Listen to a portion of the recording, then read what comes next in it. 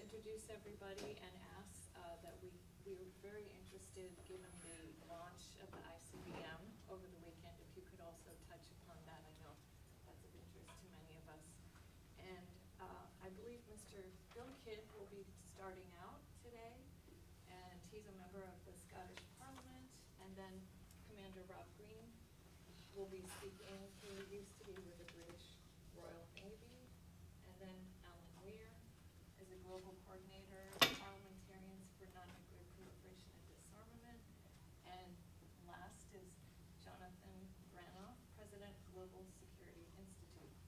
Realistic this is, given the current political. It's a good turnout here, I'm very pleased to say. And everyone, of course, be aware that the UK, as a nuclear weapon state, has joined together with the other P5 nuclear weapon states to boycott these treaty negotiations. Effectively, non-attendance can be seen as boycotting.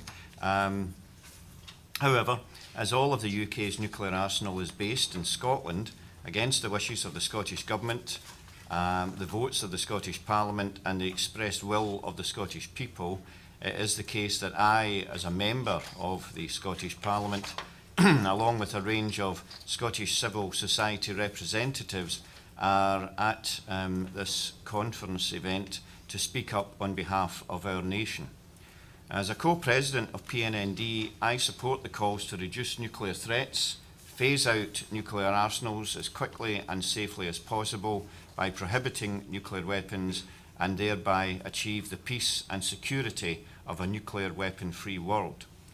The Parliamentary Action Plan, which you will have in your packs, the Parliamentary Action Plan for a Nuclear Weapon-Free World has been produced by PNND in conjunction with the IPU, and it looks to take the next practical steps following on from this UN treaty conference.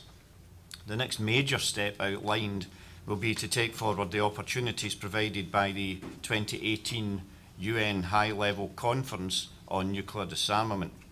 And along with my colleagues and everyone here, I will be looking for a substantial success in achieving a prohibition treaty this week, which we must then use to promote all countries to sign and ratify.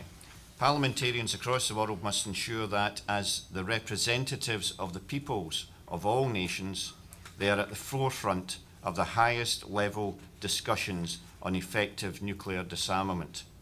I am honoured to say that I have a statement from the First Minister of Scotland and her government to present to Her Excellency Ambassador White Gomez as President of the conference, wishing her and all states delegates great goodwill for a successful conclusion in establishing a procedure leading to a world without nuclear weapons. And in the words of my countryman, Sir Walter Scott, we must dare to say and have the soul to believe.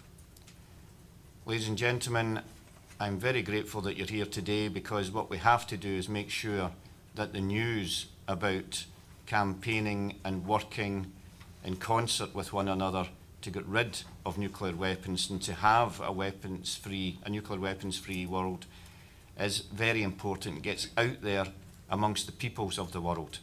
And I'm afraid that there has been concerted efforts by many in governments in order to keep people in the dark about the dangers of nuclear weapons.